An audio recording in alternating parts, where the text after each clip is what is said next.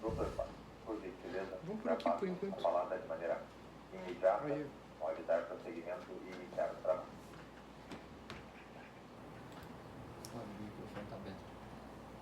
Boa noite, pessoal. Agradeço as palavras do Dr. Gustavo, da doutora Jéssica. Agradeço especialmente o convite para fazer essa apresentação hoje aqui para os colegas. Um formato bem democrático, de um bate-papo aqui. É uma questão que está bem alta aí nos nossos condomínios. E vamos lá, vamos falar sobre sistemas de abastecimento de veículos elétricos em condomínio. Eu vou abrir um slide aqui e vou falando e lendo, fazendo essa apresentação aqui. Quem tiver dúvida, a gente pode mandar questionamentos e a gente vai pontuando. O título da palestra, da apresentação, Questões Jurídicas, Segurança e Boas Práticas inerentes ao Sistema de Abastecimento de Veículos Elétricos em Condomínio.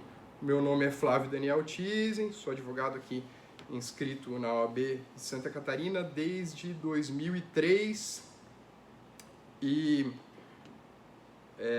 alguns anos depois de formado, já em 2006, já comecei a trabalhar com condomínios, então já é de longa data que venho atuando nessa área, né, que é a área que todos nós trabalhamos e que eu gosto muito. Tá, ali tem a foto de divulgação, tá? E vamos lá, iniciando no tema aqui, questão do contexto histórico, tá? A gente vai falar sobre os veículos elétricos, mas por que eles chegaram nos nossos condomínios? Então, dos combustíveis fósseis, que é o combustível mais antigo que se utiliza no planeta, tem uma série de problemas relacionados a eles, que são, por serem fontes não renováveis, demoram milhões de anos para eles se formarem, a questão da poluição e a dependência dos países extratores de petróleo, que a maioria deles está ali no Oriente Médio, que são países ali que ocorrem guerras. Vamos lá. Então tá.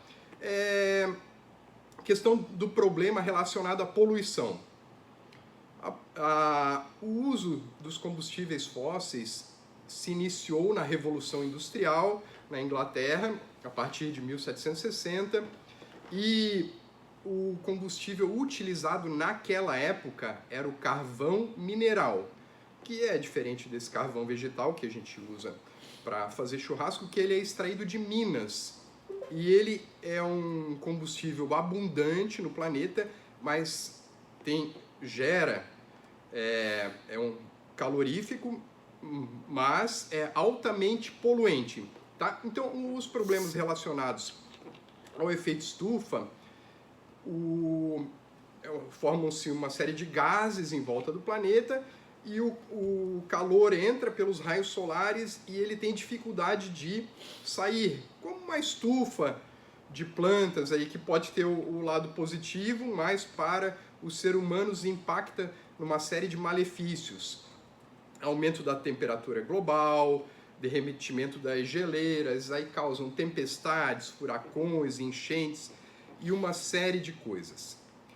Outra problemática relativa aos combustíveis fósseis, tá? Já de longa data se busca alternativas viáveis aos combustíveis fósseis, especialmente também por conta dos países extratores. A gente vê ali no meio da ilustração, que é um barrilzinho de petróleo, que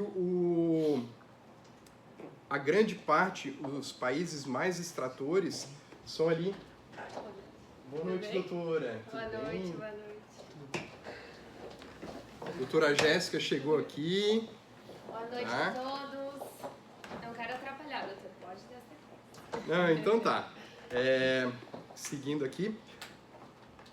Ali o que são os países do Oriente Médio que são extratores desse petróleo, na sua maioria. Arábia Saudita, Kuwait, Irã, Emirados Árabes, Iraque, Catar. Então, são países que ocasionalmente se envolvem em guerras e tem muita alteração no preço do petróleo, que aí acaba atingindo todo o consumidor. Vamos lá. Aqui, olha que legal, gente. Esse slide aqui, ó, eu me empolguei bastante.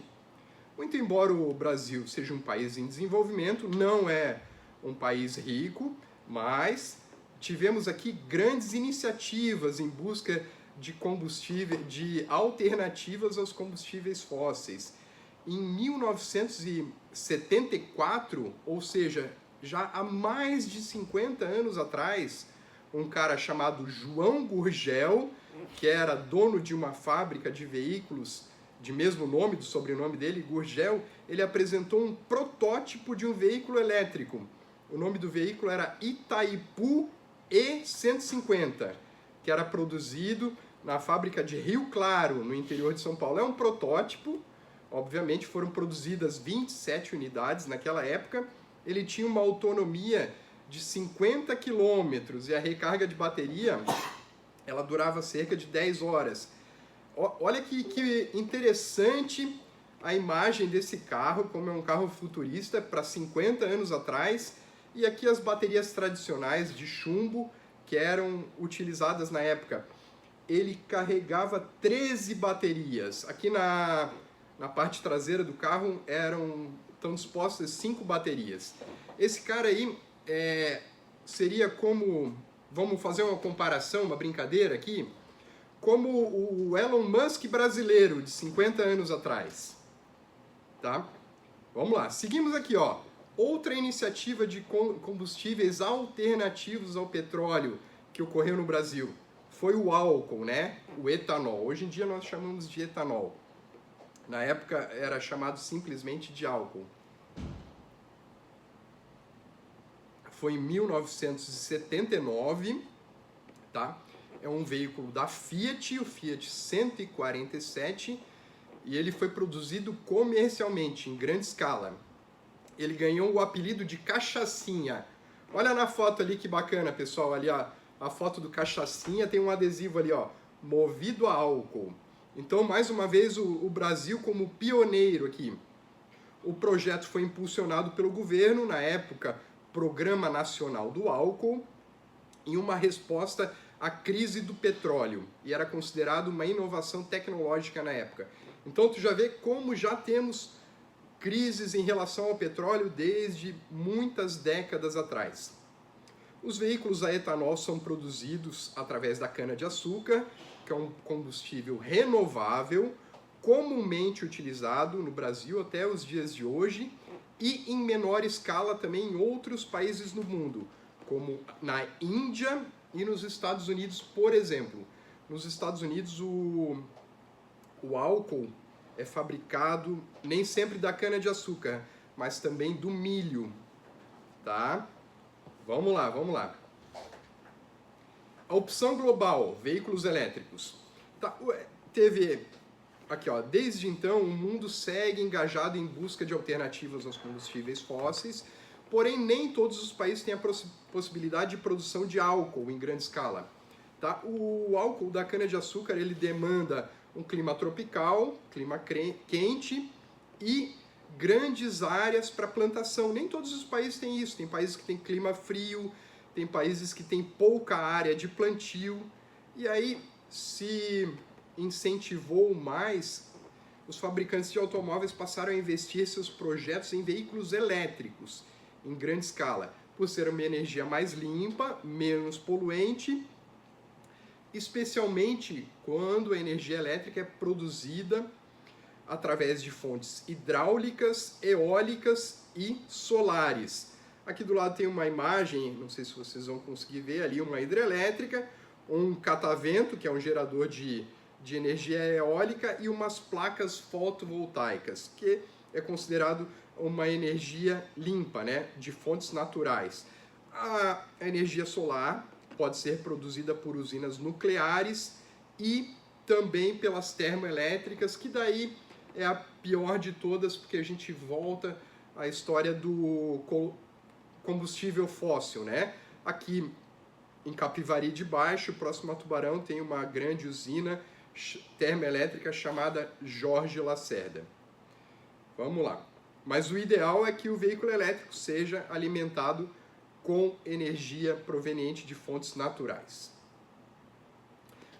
A evolução da frota mundial em grande escala. Em 1997, a Toyota, empresa japonesa, ela lançou o Prius. O Prius é um carro que a gente vê nas ruas até hoje. Ele é um veículo híbrido não plug-in. Ele é alimentado através da frenagem, ele tem uma bateria auxiliar, ele roda com combustível, gasolina e também essa bateria auxiliar. Então, reduz o consumo do combustível, da gasolina, e ele é alimentado através da frenagem, da aceleração, sem necessidade de ligação em tomada. Em 2006 surgiu a Tesla, que é uma empresa americana, mundialmente conhecida, com a proposta do carro 100% elétrico. E atualmente todas as montadoras tradicionais produzem algum modelo elétrico e híbrido. Porém, diversas fabricantes chinesas dominaram o mercado dos veículos elétricos e exportam para o mundo todo. O que nós vemos comumente aqui é o BYD e o GWM. O BYD é o mais comum, é o Dolphin, e o GWM é o Raval, né? São carros bem conhecidos nas nossas cidades aí, nos nossos condomínios. Chegamos aqui no foco da nossa apresentação, que todos querem ver. O novo paradigma dos condomínios. Chegou aqui na questão dos nossos condomínios. Diante dessa mudança de paradigma, que é sair do veículo a combustão, a gasolina, a álcool, para a utilização do veículo elétrico plug-in, que necessita de carregamento, trouxe uma série de questões que precisam ser pensadas, de modo que possam ser inseridas nos nossos condomínios, com segurança, cobrança justa da energia consumida, que é o que se espera, que quem pague pela energia é o proprietário do veículo e não toda a coletividade condominial. E também um padrão estético, dentre outras questões que se busca no condomínio. Vamos lá. A regra jurídica e o fato. Tá? Como bem sabemos, aqui na nossa área jurídica, via de regra, primeiro surge o fato e depois ocorre a regulamentação. Isso aí é bastante comum em todas as áreas e dessa forma também ocorreu com o carregamento dos veículos elétricos em condomínio. Em um passado recente, não tinha regulamentação nenhuma e os condomínios permitiam que o morador, o proprietário do veículo, puxasse um cabo, uma extensão do medidor do condômino, do reloginho de luz, para carregamento do veículo. Nós sabemos que hoje, pela diretriz dos bombeiros, isso não é mais permitido. Dentre outras práticas, né? Aí, aqui, ó, como ilustração, aqui, como uma brincadeira, a regra jurídica e o fato, coloquei uma imagem aqui da nossa deusa da justiça, Temis, que eu chamo de Teminha, que muito, embora ela tente buscar o equilíbrio, ela tem a espada na mão. Então, se alguém fugir da regra, tem a sanção ali para ferir. Vamos lá, gente. A situação atual da legislação. Até o momento, a legislação brasileira é omissa em relação ao tema, com exceção, é claro, dos julgamentos esparsos, dos julgados, tá? Da jurisprudência, que também são fontes de direito que podem balizar o nosso encaminhamento jurídico. Aqui do lado é um print do nosso Tribunal de Justiça de Santa Catarina, que noticiou ali no site do TJSC, Justiça suspende o uso de carregadores de carros elétricos em garagem de prédio. Isso ocorreu aqui em Florianópolis, tá? que parece que o síndico não fez a aprovação assemblear como deveria. Também não quero comentar o caso, né, porque eu não estou muito por dentro, mas houve uma liminar suspendendo a utilização desses carregadores. Tá? Inclusive, esse caso aí, me parece que o defensor do condomínio é um dos nossos colegas comissionados aqui. As regras inseridas no Código Civil também são fontes de direito em relação ao direito condominial e direito de vizinhança. Se aplicam e devem ser respeitadas, se forem inerentes ao caso concreto. Trouxe algumas exemplificações aqui. Código Civil. O artigo que fala do direito de vizinhança ali, ó.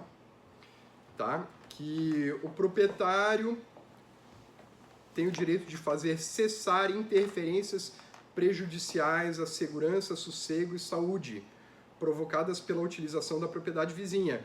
Então, vamos dar um exemplo aqui. Se um morador, morador do andar baixo ali, primeiro, segundo andar, ele bota uma extensão no apartamento dele, joga o fio pela janela para abastecer o carro que está lá embaixo na garagem. Isso, evidentemente que não pode, porque contraria uma regra do direito civil que coloca a segurança dos condôminos em risco nessa situação específica. O artigo 1336, que fala do direito de condomínio, que dos direitos do condômino, ele individualiza para o condômino aqui. Não realizar obras que comprometam a segurança da edificação. Então, é uma determinação particular ao condômino. Então, o condômino, se quiser instalar o sistema de abastecimento, deve fazê-lo cumprindo as normas técnicas, em conjunto com a administração do condomínio, com a autorização assemblear, ART, RRT, tá? Não de maneira isolada. E tem o inciso 4 ali, não utilizar da edificação de maneira prejudicial ao sossego, saúde, salubridade e segurança. Repetindo o que tratava ali do direito de vizinhança, só que aqui na parte condominial. O artigo 1342, ele não fala do condômino individualmente, ele fala do condomínio como um todo, da administração. Depende da aprovação de 2/3 dos votos dos condôminos ali, obras em partes comuns. Isso aí não é absoluto, não é uma regra, um artigo que se aplica a todas as obras. Tem obras necessárias, tem obras úteis, mas de uma forma geral, obras em partes comuns, em acréscimo às mais existentes, se precisa fazer utilizando esse quórum aí de 2/3, tá? Vamos lá, gente. Aqui, ó. Diretriz Nacional do Corpo de Bombeiros. Teve uma reunião dos comandantes dos corpos de bombeiros de todas as unidades federativas dos estados do Brasil, chamado Liga Bom, que é a Liga dos Bombeiros Militares, tá? E eles, reunidos, conversaram, deliberaram e fizeram essa diretriz, que foi publicada em agosto passado, agora agosto de 2025, tá? A diretriz são recomendações, orientações para as edificações novas e já existentes, que queiram instalar ou que já tenham instalados os carregadores de veículos elétricos, que a diretriz ela dá a denominação técnica de SAVE, Sistema de Alimentação de Veículos Elétricos.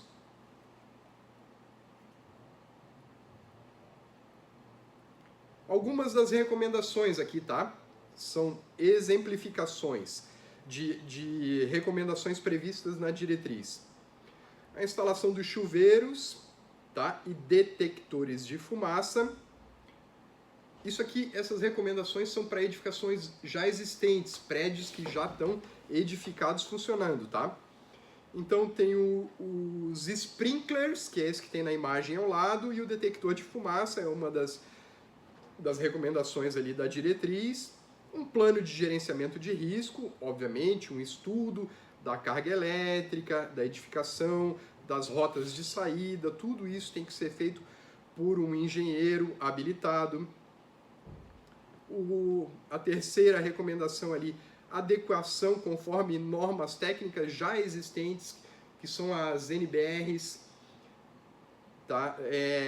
Aí tem NBR, tem 3 citadas ali, 5410, 17019 e a 61851/1, tá? Que são relativas às instalações elétricas. Outras recomendações aqui, tá, gente? Utilização apenas dos modos de recarga 3 e 4. Eu já tive em algumas assembleias de condomínio conversando com o pessoal da área técnica, que são engenheiros e pessoas que mexem com eletrificação. E a recomendação que se dá é que sejam utilizados os carregadores de recarga do modo 3, o semi-rápido. Tem ali o AC e DC. Tá? Eu até brinquei com o engenheiro, perguntei se era antes de Cristo e depois de Cristo. Mas o AC é corrente alternada e o DC é corrente contínua. Sendo que o semi-rápido, o modo 3, ele pressiona menos a bateria, coloca ela a um risco menor de combustão, de deterioração, tá? Até preserva mais a bateria, o carregador mais lento, e coloca a um risco menor a edificação. Então, embora haja permissão para os dois, do técnico que eu conversei, ele falou que o 3 ele entendia por mais seguro, tá? Bom, previsão de pontos de desligamento manual, tá? Que são disjuntores em até 5 metros do carregador, tem que ter um disjuntor para, se houver algum problema, se fazer o desligamento manualmente. Identificação e proteção dos disjuntores. Identificação é mesmo etiquetas, placas, tem que ser tudo identificado. Vaga de carregamento, disjuntor, vaga número 10, disjuntor que desliga a vaga número 10. E as proteções são os... como é que a gente chama? Estabilizadores e fusíveis. Tem uma nomenclatura própria para isso na parte técnica, tá? Mas são capacitores de proteção. Vamos lá, mais algumas recomendações da norma técnica. Afastamento mínimo de 5 metros da rota de saída de emergência, a rota de fuga, tá? Então, é evidente que uma rota de fuga, você não pode ter ali uma obstrução e nem um veículo carregando, porque se houver um problema no carregamento com esse veículo e ele estiver na saída, na rota de fuga, é prejudicial, perigoso, né? Mais uma vez ali fala da sinalização dos pontos de recarga, pontos de desligamento, tem que estar tudo muito bem sinalizado. Necessidade de ventilação natural ou extração mecânica. Outro ponto polêmico aqui são a instalação do sistema de abastecimento em garagem de subsolo. Por quê? Porque a ventilação natural ela é muito baixa e teria que fazer uma ventilação forçada, que a diretriz ela denomina como extração mecânica, que nada mais é do que uma ventilação forçada, tá? Por último aqui, em relação à diretriz, ela estabelece que o prazo para ajuste das instalações elétricas é de 180 dias, tá? Por óbvio que as unidades federativas, o Corpo de Bombeiro Militar de Santa Catarina, ele pode fazer os ajustes e a normativa local. Mas a diretriz ela é conclusiva, de que essas questões elétricas devem ser adequadas no prazo de 6 meses, tá? Que vai findar em fevereiro de 26. Tá? Então a recomendação é que os condomínios contratem escritórios de engenharia ou que lidem com questões de instalações elétricas, façam um estudo técnico caso a caso e façam as adequações. Se não for possível fazer, o condomínio pode solicitar o desligamento temporário dos carregadores. E também,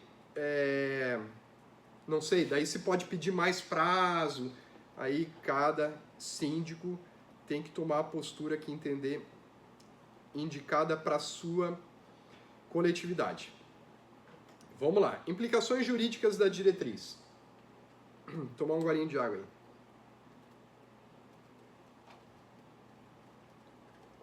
Mesmo que a diretriz não se trate de lei ou decreto, não é do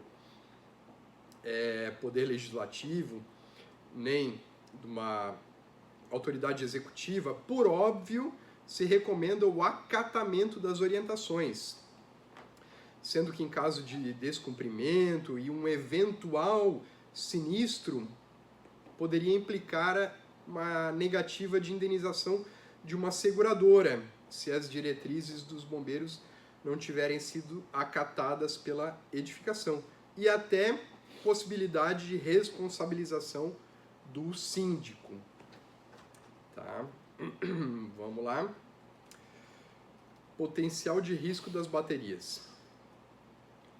Os acidentes, muito embora os acidentes com veículos elétricos sejam raros, são extremamente raros, tá, gente? O potencial de gravidade em caso de sinistro é bastante elevado. Uma vez que uma bateria, essas atualmente utilizadas são de íon de lítio, e elas vierem a incendiar, ela entra em autocombustão. Se tem uma perfuração nela e ela entra em contato com ar, ela começa a se queimar, uma autocombustão. Ela gera um aquecimento de cerca de 1000 graus Celsius. Então é uma temperatura bastante elevada. Para um metal, que é o cobre, que é utilizado para fiação, ele entra em fusão, eu acho que é 1085 graus Celsius, então ele chega quase a derreter um metal, tá? Então é uma temperatura muito elevada. Então esse que é o que gera um pouco de receio, é que mesmo que os incidentes sejam raros, tem que estar muito bem controlado para evitar danos à edificação. Dependendo do local e do tempo de exposição, pode causar danos estruturais na edificação, tá? Um eventual incêndio. Estamos chegando aqui na conclusão aqui da nossa apresentação, gente. Um breve olhar para o futuro, o hidrogênio, tá? A tecnologia não para por aí, já estão sendo produzidos veículos com motor alimentado por hidrogênio. E o subproduto da combustão, da reação química, é a água, H2O. Tá? É uma alternativa bem mais segura e menos poluente. Mas isso aí são protótipos, até se popularizar, até virar realidade, vai demorar um pouquinho. Eu lembro que na década de 80, quando a gente via aquele filme De Volta para o Futuro, lá do Marty McFly, a gente achava que no ano 2000 a gente ia estar com skate voador, né, doutora Jéssica? A doutora Jéssica pegou um pouquinho de fila para vir hoje aqui. Uhum. Se tivesse um skate voador, a gente chegava mais rápido, mas ainda não temos. Então, por enquanto, temos que nos contentar com os combustíveis alternativos que temos aí, que é o álcool, que é essa bateria aí de íon de lítio, e em breve, quem sabe, chega o hidrogênio por aqui, tá? Eu quero fazer um agradecimento especial à nossa presidente, doutora Jéssica Chieli, que me convidou gentilmente aqui para fazer essa apresentação para todos os colegas, Dr. Paulo, Dr. Alexandre e os que estão online também, pela atenção. Agradeço a oportunidade, me coloco à disposição de todos. Tem ali os contatos, ali Instagram, celular. É isso aí, gente. Obrigado. Maravilha, muito obrigada, Dr. Flávio, pela disponibilidade. Prontamente conversei contigo e já tive a resposta imediata da participação. Esse engajamento é importante para a nossa comissão, mas ainda com um tema tão relevante que é essa parte do carregamento elétrico, né, dos carros elétricos.